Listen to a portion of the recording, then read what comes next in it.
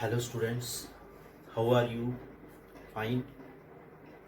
I hope you all are fine at your home and taking the advantage of these online lectures. In online lectures, in first lecture, application of derivative chapter 6, I told you about the rate of change of function, and in lecture number 2, I will teach you about increasing and decreasing functions.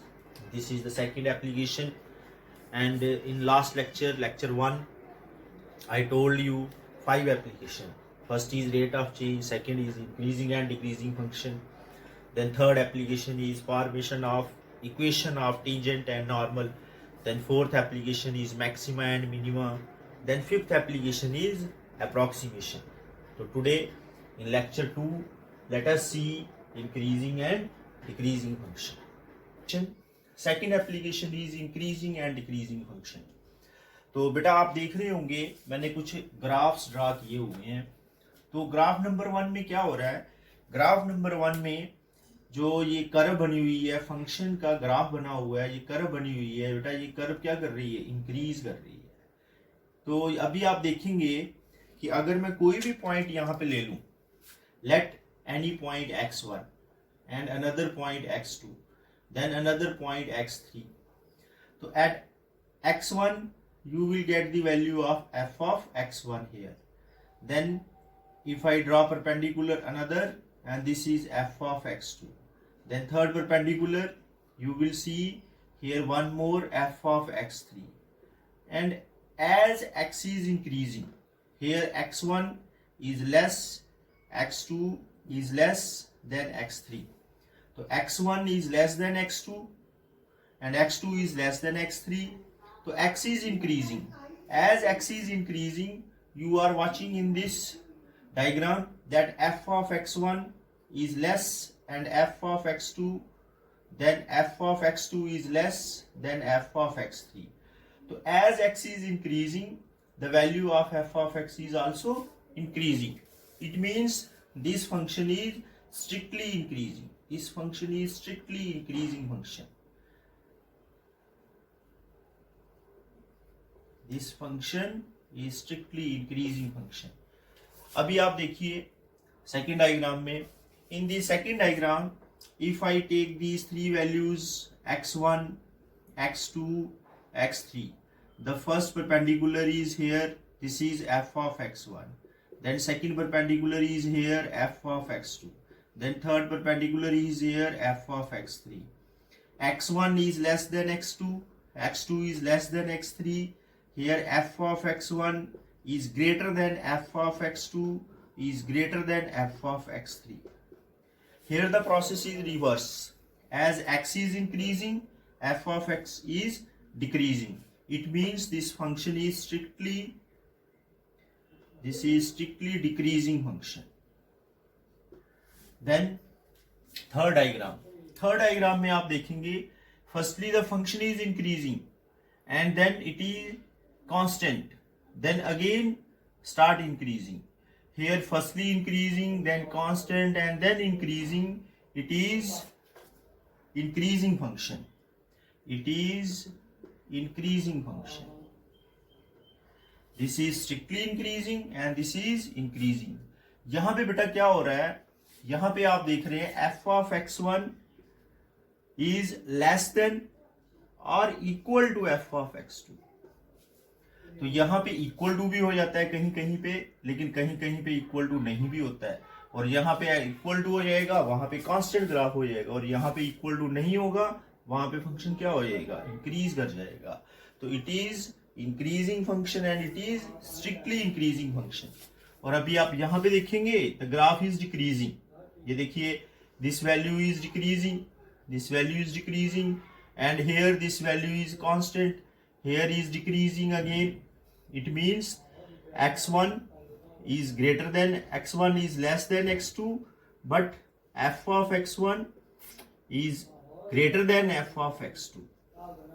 ठीक है, and may be equal. It may be equal. If it is may be equal, then it is in decreasing function. It is a decreasing function. is decreasing, but in some interval, in some time, it is equal. This is decreasing function and this is strictly decreasing function. Strictly decreasing में वो कहीं पे भी decrease, हर जगह पे decrease कर रहा है, बराबर कहीं पे भी नहीं है. लेकिन यहाँ पे वो क्या है, कहीं कहीं बराबर हो रहा है. तो this is may be equal, this may be equal, this not equal, whole decreasing. In the whole interval it is increasing. No two values are same, no two values are equal.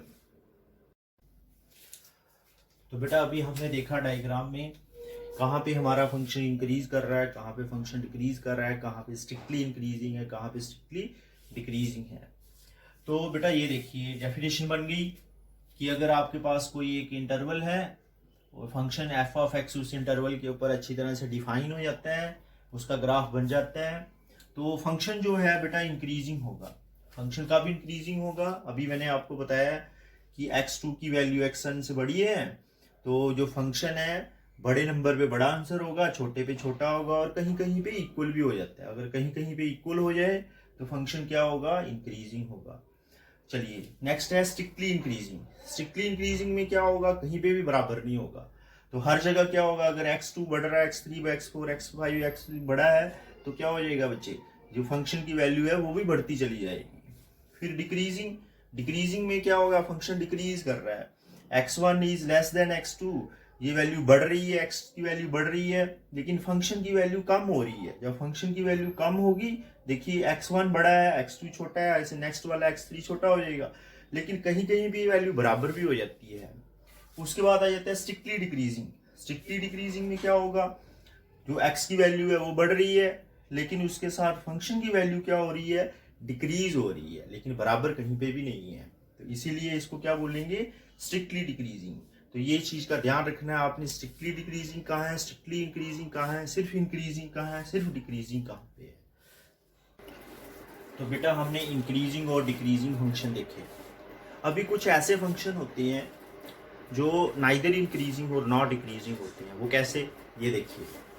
तो बेटा क्या है, आपके पास interval है, ये interval है आपके पास F I is minus pi to 2 pi, और फंक्शन बेटा डिफाइन है F of X equal to sine X. तो आपको पता है कि साइन एक्स का ग्राफ जो है वो क्या होता है, साइन 0 की वैल्यू 0 होती है, साइन 90 की वैल्यू बेटा 1 होती है ना. फिर उसके बाद साइन पाई की वैल्यू 0 होती है, sine 2 pi by 3 pi by 2, 3 pi by 2 की वैल्यू -1 होती है, 2 पाई पे फिर 0 हो जाता है ये.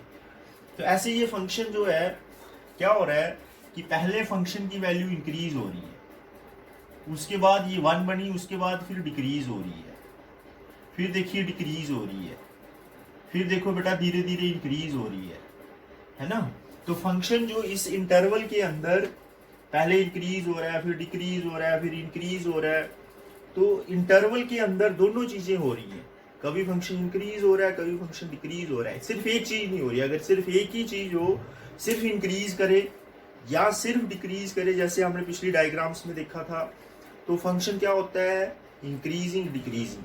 अदरवाइज एक इंटरवल के अंदर दोनों चीजें अगर हो रही हैं, इंक्रीज भी कर रहा है, डिक्रीज भी कर रहा है, जैसे इस डायग्राम में हम देख रहे हैं, then that function is neither increasing nor decreasing.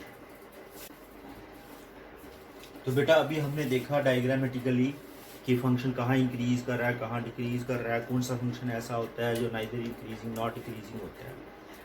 तो अब ये हमने ये सब पढ़ा इंक्रीजिंग डिक्रीजिंग. तो इसका इंक्रीजिंग डिक्रीजिंग फंक्शन जो बना, उसका हमारे डेरिवेटिव के साथ क्या लिंक है. डेरिवेटिव से तो अभी हमने उसका लिंक फाइंड ही नहीं किया. तो उसके लिए देखो बेटा मैं आपको प्रूफ दे रहा हूँ कैसे ये चीज़ डेरिवेटिव के साथ रिलेटेड है. तो हमारे पास थ्योरम है. फर्स्ट थ्योरम क्या है कि अगर फंक्शन इंक्रीज कर रहा है किसी इंटरवल के अंदर, देखो मैंने आपको बोला कि इंटरवल के अंदर एक ही चीज़ होनी चाहिए, जहाँ सिर्फ इंक्रीज होना चाहिए या सिर्फ डिक्रीज होना चाहिए. अगर दोनों चीज़ें होंगी तो नाइदर इंक्रीजिंग नॉट डिक्रीजिंग. तो अगर फंक्शन जो है वो इंक्रीज कर रहा है इस इंटरवल के अंदर, तो उस पूरे इंटरवल में जो डेरिवेटिव की वैल्यू है that should be greater than 0. तो for all X belongs to interval A. और अगर डिक्रीज कर रहा है उस इंटरवल के अंदर, तो डेरिवेटिव की वैल्यू बेटा क्या होनी चाहिए, नेगेटिव, लेस देन 0. तो for all value of that interval. और अगर कांस्टेंट है तो कांस्टेंट फंक्शन के ऊपर आपको पता है ये वैल्यू 0 है। ये अभी हम ग्राफ देख रहे थे, तो ग्राफ में क्या था, फंक्शन जो था उसकी वैल्यू बराबर आ रही थी, तो डेरिवेटिव 0 होता है उस समय। अभी देखेंगे हम, ये देखिए, ये फर्स्ट का प्रूफ मैं देने जा रहा हूँ आपको। फर्स्ट में क्या होता है, अभी मैंने आपको थोड़ी देर पहले बताया था, इंक्रीजिंग फंक्शन में क्या होता है, इंक्रीजिंग फंक्शन में x की वैल्यू बढ़ रही है, और अगर x की वैल्यू बढ़ रही है तो क्या होगा, f ऑफ x की वैल्यू भी बढ़ेगी। f of x1 is less then f of x2, ठीक है। और हमें डेरिवेटिव की वैल्यू पता है, derivative by definition what is dy over dx।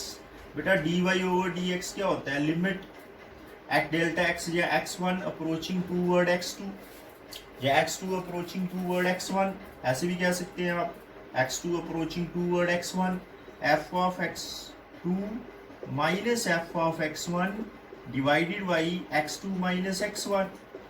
अब इस चीज को ध्यान से देखना आप, इन दोनों में x2 जो है, x2 बड़ा है x1 से, इसका मतलब ये वैल्यू जो है वो पॉजिटिव होगी, और यहाँ पे f ऑफ x2 जो है वो f ऑफ x1 से बड़ा है, इसका मतलब ये वाली ऊपर वाली वैल्यू क्या होगी, पॉजिटिव होगी।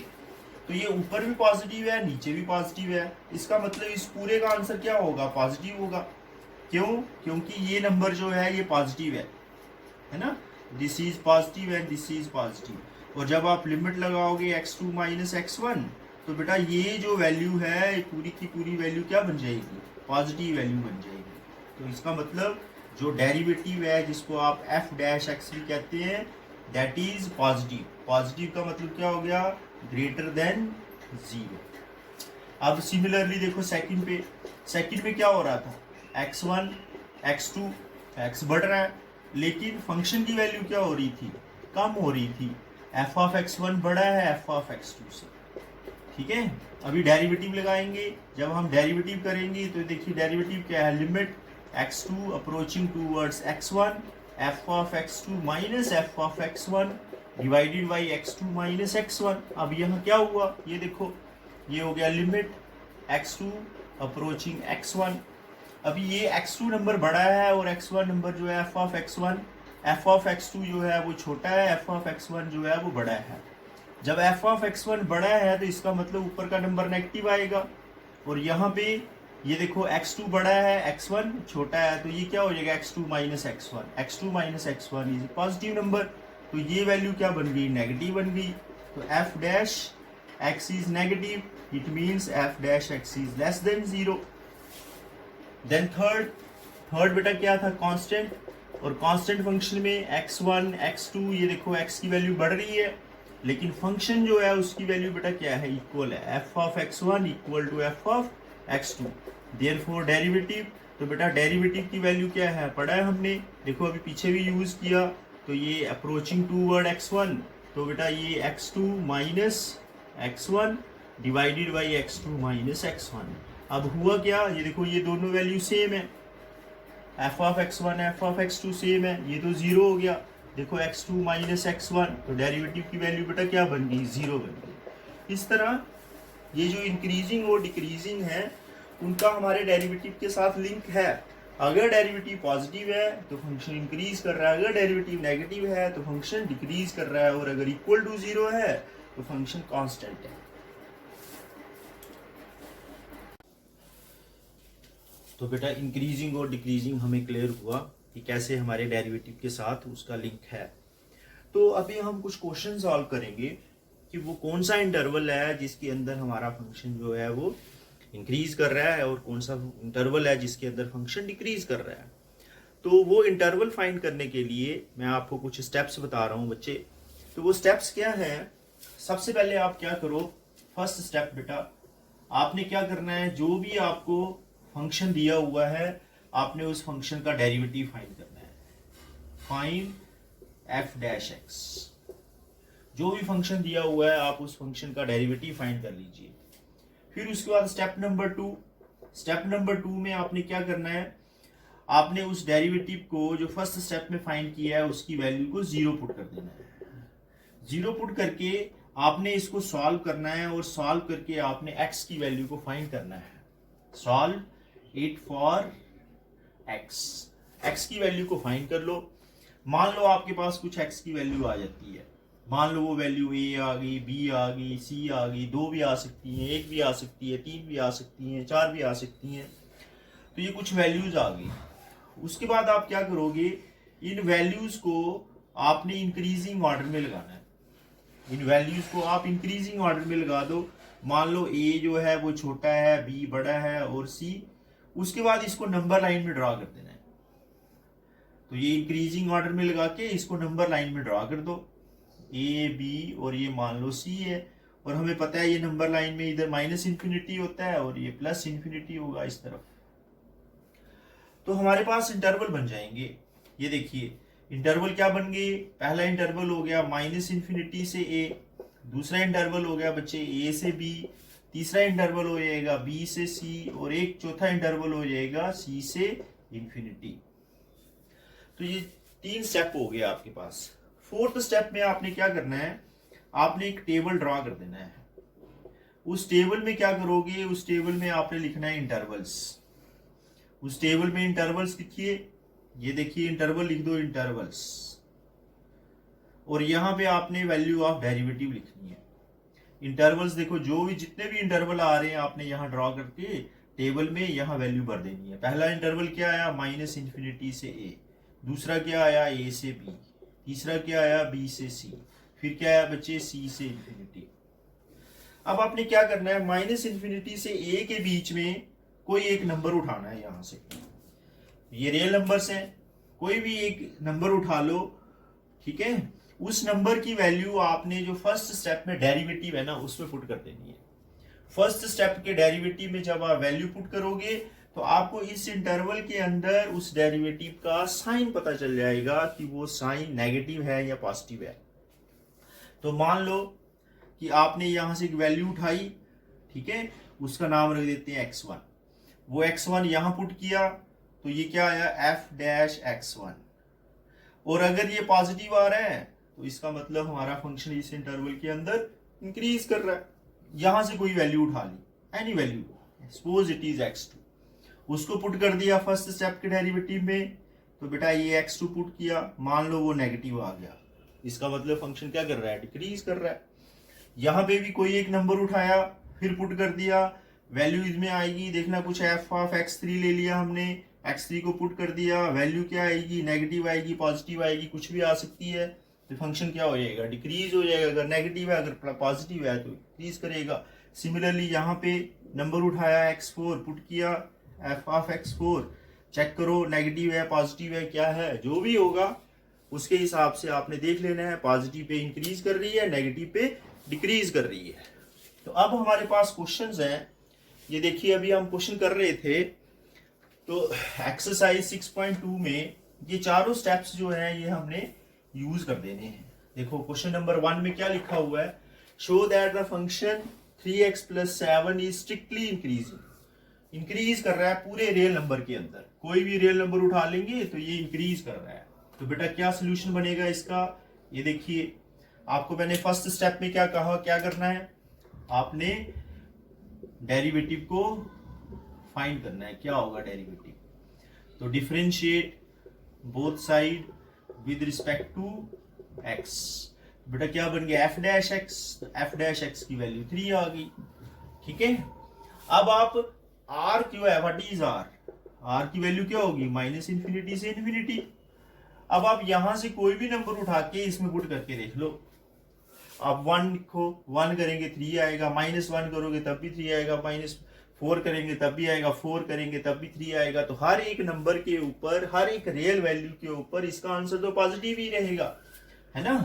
तो for all x belongs to real f dash x, this is 3 and is greater than 0, derivative value is 0, therefore f is strictly increasing function, this is strictly increasing। तो ये आ जाएगा आपके पास कि फंक्शन जो है वो इंक्रीज कर रहा है। यहां हमने इंटरवल नहीं निकालना था, यहाँ पे हमें ऑलरेडी दिया हुआ है। अब देखो फिफ्थ क्वेश्चन में बेटा क्या पूछा हुआ है, फिफ्थ क्वेश्चन में आपको बोला हुआ है कि find the intervals, find the interval in which the function is increasing decreasing. दोनों चीजें फाइंड करनी है, कहां पे फंक्शन इंक्रीज कर रहा है, कहाँ कहाँ पे डिक्रीज कर रहा है। तो ये मैंने क्वेश्चन नंबर 5 उठाया हुआ है, ठीक है, एक्सरसाइज 6.2 का। तो 5 क्वेश्चन देखिए क्या है। 5th क्वेश्चन में व्हाट इज फंक्शन, फंक्शन लिखिए। फंक्शन क्या है बेटा, 2x³ माइनस 3x² 36x + 7। तो यहाँ पे स्टेप नंबर 1 अप्लाई करो। स्टेप नंबर 1 क्या है, डेरिवेटिव। तो बेटा इसका डेरिवेटिव क्या हो जाएगा, 6x² माइनस 6x माइनस 36। तो यहाँ से 6 कॉमन ले सकते हैं आप, बेटा क्या बच गया, x² माइनस x माइनस 6 बच जाएगा। तो आप यहीं पे इसके फैक्टर भी कर दो, देखो क्या हो जाएगा, x² minus 3x minus 2x plus 2x minus 6, ठीक है। तो यहाँ पे 6 हो गया, ये देखिए क्या होगा, ये एक तो बन जाएगा x माइनस 3 और दूसरा बन जाएगा x माइनस 3 हो जाएगा और दूसरा x प्लस 2 हो जाएगा। ये दो फैक्टर्स बन गए इसके। तो f' की वैल्यू हमारे पास ये आ गई। अब हम चलते हैं स्टेप नंबर 2 में। स्टेप नंबर 2 में बेटा क्या बोला था मैंने, आपने पुट कर देना है डेरिवेटिव इक्वल टू 0। जब आप डेरिवेटिव को 0 पुट करोगे तो इसका मतलब x माइनस 3 0 होगा या x प्लस 2 0 होगा। तो इसका मतलब x की वैल्यू क्या होगी, माइनस 3 हो जाएगी, ठीक है, और दूसरा x की वैल्यू क्या हो जाएगी, माइनस 2 हो जाएगी। ये दो आंसर्स हो गए। अब आपने क्या करना है, स्टेप नंबर 4 में मैंने क्या बोला था आपको कि बेटा आपने इसमें स्टेप नंबर 3 में इसके नंबर लाइन के ऊपर इसको ड्रा कर देना है। ये माइनस इन्फिनिटी, ये प्लस इन्फिनिटी।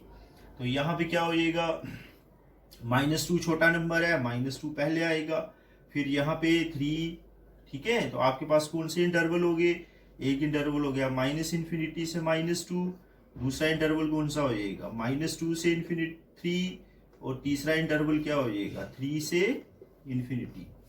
ऐसे 3 इंटरवल बन जाएंगे आपके पास। ये 3 इंटरवल्स जो हैं, अब हमने टेबल बनाना है। टेबल में इसको ड्रॉ करना है, देखना है कि पॉजिटिव नेगेटिव क्या है, पॉजिटिव है नेगेटिव है, कहाँ कहाँ पे पॉजिटिव हो रहा है डेरिवेटिव, कहाँ कहाँ पे नेगेटिव हो रहा है। तो ये स्टेप नंबर 4 आ जाएगा बच्चे। स्टेप नंबर 4 में देखो टेबल ड्रॉ कर लो। ये देखिए ये आ गया आपके पास इंक्रीजिंग डिक्रीजिंग का टेबल।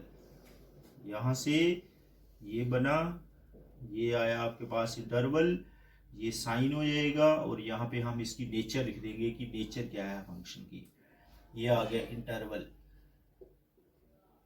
ठीक है, और ये हो गया सिग्नेचर, साइन ऑफ f'(x), और यहाँ पे नेचर आ जाएगी, what is the nature, it is increasing nature और डिक्रीजिंग नेचर, विच नेचर। तो पहला इंटरवल क्या है बेटा, माइनस इन्फिनिटी से -2, फिर दूसरा इंटरवल बेटा क्या हो जाएगा, -2 से 3, तीसरा इंटरवल क्या हो जाएगा, 3 से इन्फिनिटी। अब आप पुट करके देखो, मैंने आपको बोला कोई भी एक नंबर उठाना है यहाँ से, ये देखो यहाँ से नंबर उठाओ -3। अब उस -3 को आपने डेरिवेटिव में पुट करना है। ये देखिए ये डेरिवेटिव है, यहाँ पे ये जो फर्स्ट स्टेप में डेरिवेटिव आया था f'(x). तो जब आप -3 पुट करेंगे तो -3 पुट करके ये वैल्यू जो है ये क्या बन जाएगी, देखो आप यहाँ पे -3 पुट किया, ये आ गया नेगेटिव, -6 हो जाएगा। तो पहला नंबर बन जाएगा नेगेटिव, फिर दूसरा देखो -3 + 2, ये भी नेगेटिव हो जाएगा। तो टोटल मिला के क्या हो गया, पॉजिटिव। इसका मतलब फंक्शन क्या कर रहा है, फंक्शन इज इंक्रीजिंग। तो इस इंटरवल के अंदर फंक्शन इंक्रीज कर रहा है -इन्फिनिटी से -2 के बीच में। अभी यहां से नंबर उठा के देखो, ये देखो यहाँ 0 है ना, 0 होता है -2 और 3 के बीच में। तो जब आप 0 उठाओगे यहाँ से तो 0 पुट करो, ये देखो ये क्या हो जाएगा, 0 -3, ये नंबर नेगेटिव, फिर यहाँ से 0, ये पॉजिटिव। तो बेटा क्या बन गया, टोटल नेगेटिव। जब नेगेटिव बन गया तो फंक्शन क्या करेगा, फंक्शन क्या करेगा, डिक्रीज करेगा। अब 3 से इन्फिनिटी के बीच में कौन सा नंबर है, 4 है। तो 4 यहाँ पुट करके देखो, 4 - 1 पॉजिटिव, फिर उसके बाद 4, ये भी पॉजिटिव। तो क्या बन जाएगा बेटा, पॉजिटिव बन जाएगा। तो पॉजिटिव है, इसका मतलब फंक्शन क्या कर रहा है, इंक्रीज कर रहा है। तो ये जो डेरिवेटिव हमने फर्स्ट स्टेप में निकाला था, इसमें आपने इंटरवल के अंदर से कोई भी एक वैल्यू उठा के पुट कर देनी है। अगर एक वैल्यू के ऊपर साइन होगा वही सभी वैल्यू के ऊपर साइन होगा। अगर एक वैल्यू के ऊपर नेगेटिव आ रहा है तो बाकी सभी में देखो, आप चेक करके देख लो। आप ये देखो, मान लो यहाँ पे हमारे पास नंबर 1 भी है, और अगर हम 1 पुट करते हैं तो 1 माइनस, देखो नेगेटिव बन रहा है, ये पॉजिटिव बन रहा है। देखो क्या हो जाएगा, ये नेगेटिव नंबर बनेगा तो इंक्रीज करेगा यहां से। तो हैंस लास्ट में क्या लिखेंगे, हैंस, ठीक है, F of x is increasing. बेटा कौन कौन से इंटरवल के अंदर इंक्रीज कर रहा है वो, माइनस इन्फिनिटी से -2, फिर उसके बाद कौन सा इंटरवल है, 3 से इन्फिनिटी के बीच में फंक्शन इंक्रीज कर रहा है। And F of x is decreasing, वो कौन सा इंटरवल है जिसके अंदर फंक्शन जो है वो डिक्रीज कर रहा है। देखो आप टेबल में -2 से 3 के बीच में फंक्शन डिक्रीज करेगा। तो ऐसे आपने ये बच्चों इस तरह आपने देखा कि हमने कैसे इंक्रीजिंग एंड डिक्रीजिंग फंक्शन जो था वो आपको बताया, और उसके क्या थ्योरम है वो बताए, और कुछ क्वेश्चंस मैंने आपको सॉल्व करके दिए, है ना। वो सारे के सारे फंक्शन हमने जो किए थे वो बेटा पॉलिनोमियल फंक्शंस थे, कि कैसे हमने पॉलिनोमियल फंक्शन में शो करना है कि इंटरवल के अंदर जो है पॉलिनोमियल इंक्रीज कर रहा है और डिक्रीज कर रहा है। तो ये था हमारा लेक्चर 2 पार्ट ए। तो अभी हम करेंगे नेक्स्ट पार्ट बी में, लेक्चर 2 पार्ट बी में, कि कुछ पॉलिनोमियल फंक्शन लेंगे, उसका इंक्रीजिंग डिक्रीजिंग, और मोस्ट इंपॉर्टेंट जो पेपर में आता है वो है आपका ट्रिग्नोमेट्रिक फंक्शन। तो ट्रिग्नोमेट्रिक फंक्शन की प्रैक्टिस करेंगे हम लेक्चर 2 पार्ट बी में। आशा करते हैं कि आप लॉकडाउन की सारी इंस्ट्रक्शंस को फॉलो कर रहे होंगे, और घर में सुरक्षित रहिए, ठीक है, अपना ध्यान रखिए। तो बेटा थैंक यू, और नेक्स्ट लेक्चर को ज़रूर देखिए, वो आपके एग्जामिनेशन पॉइंट ऑफ व्यू के लिए बहुत इंपॉर्टेंट है। थैंक्स बेटा।